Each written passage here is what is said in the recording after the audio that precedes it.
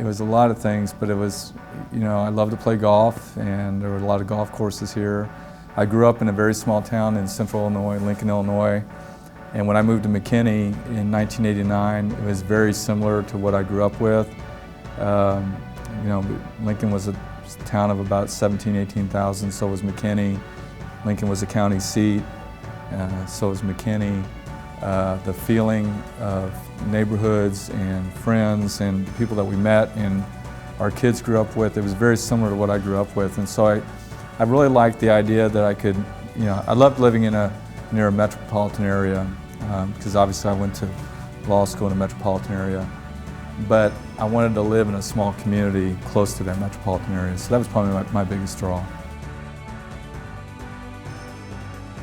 The biggest challenge is always going to be managing growth and infrastructure needs. And it's interesting, I recently spoke to a group with the Salina Chamber of Commerce. They asked me to come up and talk about what it's like to be in office through a fast growth period, because they anticipate they're going to go through that.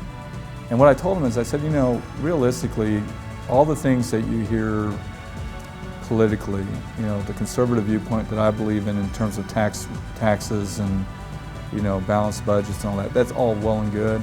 But if you're not funding your infrastructure, if you're not putting roads in, and you're not planning, not for today, but for 10 years from now, companies are going to pass you by.